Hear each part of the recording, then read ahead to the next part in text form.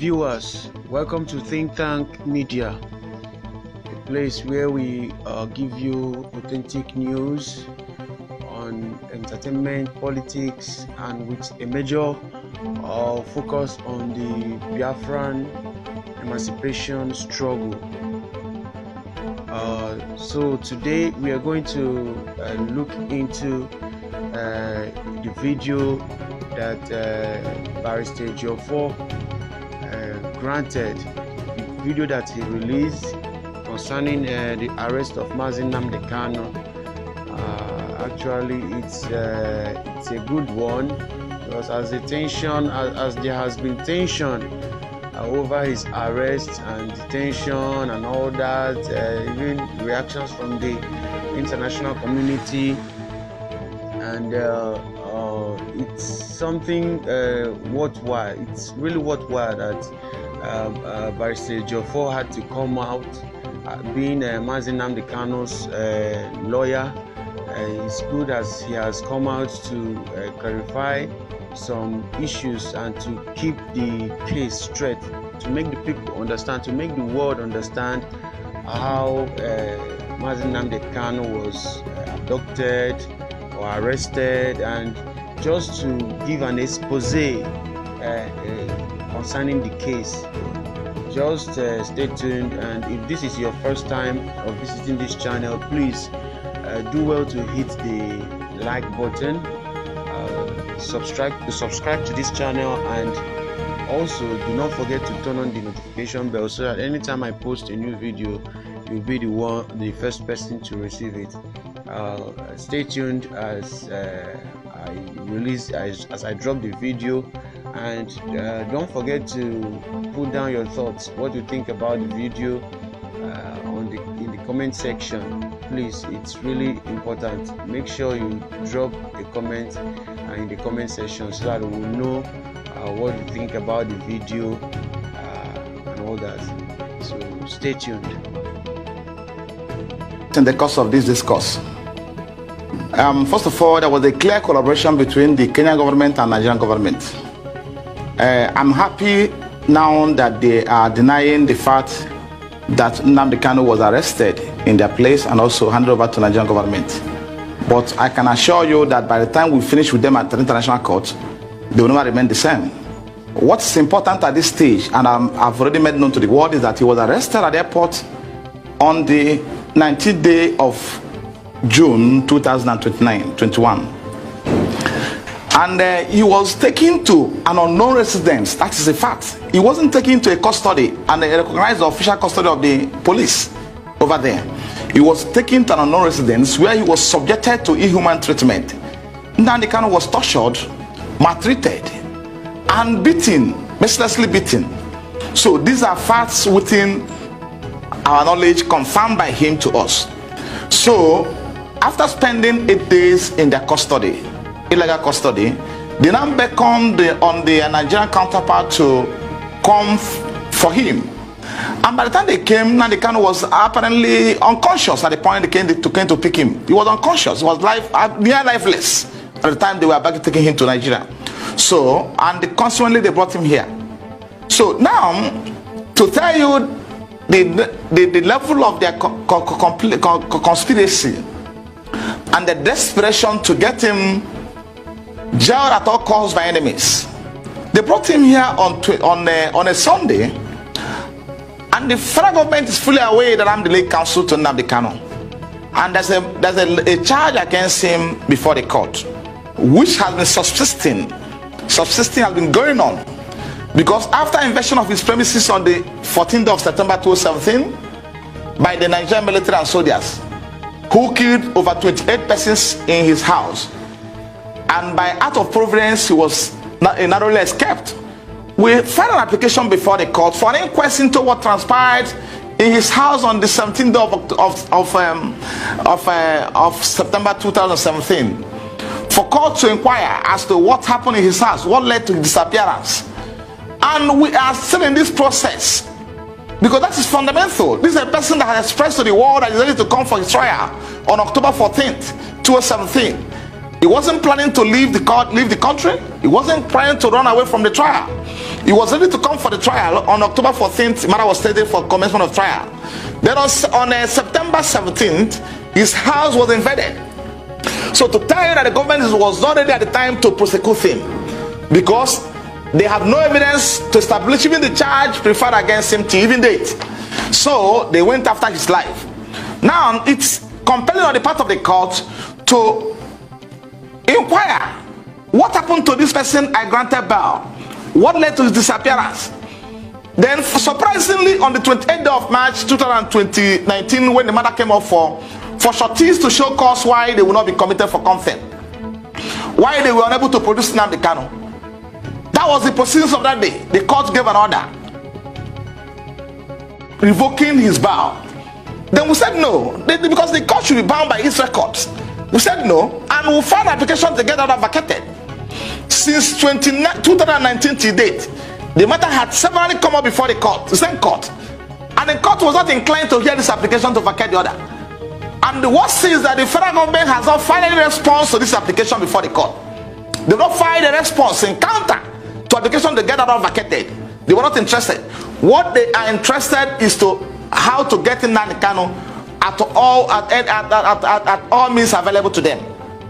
So now he was brought into this country on Sunday after being detained, maltreated, subjected to all forms of inhuman treatment, and inflicted with severe injuries on account of handcuff that lasted on his hands for over 4 hours till before he was brought to court.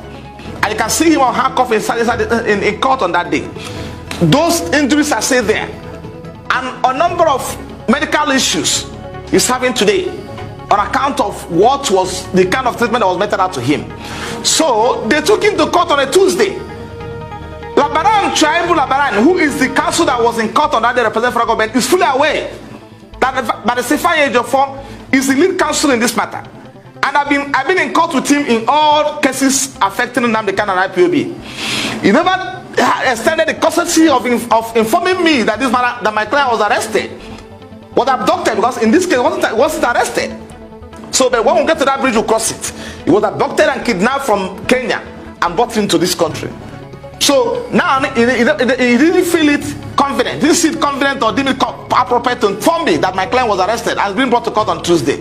So that shows there's a collaboration between the government in question, as we stand today, and the people we are appearing before them.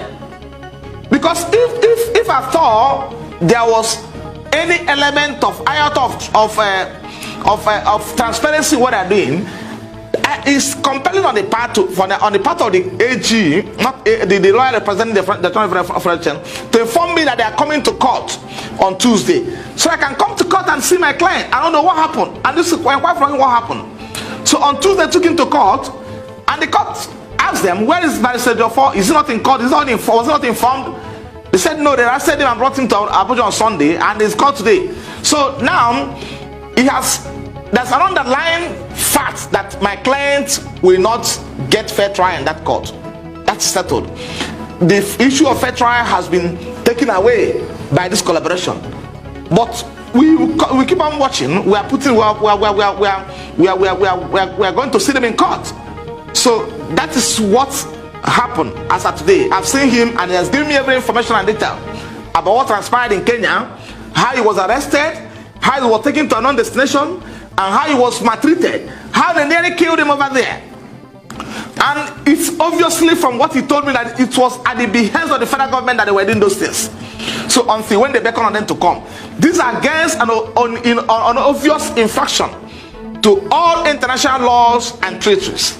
So but at that level we're addressing it. We're going to address an international court at that level. So let me concern myself what's happening in the country. So it's obvious from every indication that my client will not get a fair trial in this court. Obvious. Until when the contrary is established. And now, Nnamdi Kanu was manded in prison custody. Let me underline this fact. Long before he was granted bail, he spent over 2 years in custody before he was granted bail. The court itself is aware that he was in prison custody before he was granted bail. And at the point he was in prison custody, Nnamdi Kanu never at any point in time made any effort to leave the prison without the judicial process. Now they remanded him in DSL custody, where they made it near impossible for his relatives is he is under a debilitating health situation. He has a medical condition that needs to be addressed as quick as possible, because it's only a living that can face trial. So this I can stop at this time. You will recall that on the day he was taken to court, that was last week Tuesday, Nnamdi Kanu was allowed to address the court because I was not in court. I was not in court. So that enough shows you that's the problem. Nnamdi Kanu is not a lawyer, and he has no competence to address the court. He must address the court, because if needful was done, I would have been in court to address the court, and also apply to the court that he should be remanded in prison custody. So that is a clear violation of his constitutional right to a fair trial. So because I was not in court, he was allowed to address the court. So that shows you that there is more to it than meet the eyes, because they have Labaran has my number, the office of AG has my number. They have simply put on call a call across to me that they've abducted, whatever they call it, they transfer it as my client somewhere in Kenya and brought him to here, and I take him to court on Tuesday to continue trial. Then I'll be in court on Tuesday, and also convince the court on the reason why he should be sent to prison, to correctional center. But in this case, the court allowed him, which is abnormal, which is unethical, allow him to address the court. Why should court be asking him why he run away when I'm not there? We have an application before the court which contains his affidavit on oath, deposed to before a commissioner for oath in Israel, stating the facts of what transpired in his house on September 14, 2017. How he nearly escaped death. How he was ready to come to court on 14th of October 2017 to face trial. Then this are before the court, and court never entertained it. Court never entertained it. These are record black and white before the court. Court has never entertained this application before the court. So I will be craving the court or at any adjournment for the court to hear it, because it's fundamental to his fair trial, to the right. The court will hear and understand what transpired in his house. That's very fundamental. Then the court is now allowed to address the court on this fact, which are already before the court. So that's area that's why I'm entertaining fear that he will be granted a fair trial in this court. So now, coming to what happened in court, the matter has now been adjourned to 6th of October, to 6th of July. Let it be clear to everybody, he never jumped bail, because if the federal government was serious about prosecuting Nnamdi Kanu, if they're serious about prosecuting him, they will allow him to come to court on September 14th, 2017. October 14, 2017 to face his trial. Are you telling me that soldiers that invaded Nnamdi Kanu province are not from Abuja? Are they acting where they acted under the instruction of someone in Abia State? The answer is no. They came from Abuja. They have the instruction of the federal government to go to his house. So and they are fully aware that Nnamdi Kanu was scheduled to be in court on October 14th. And in one of his broadcasts prior to the invasion of his premises, he told the world that he's coming to court with over 1 million members of IPOB. He informed the court all the world. So when they allow him, if I have any case against him, to come to the court on October 14th, probably at the end of the proceedings they will arrest him. So he never jumped bail.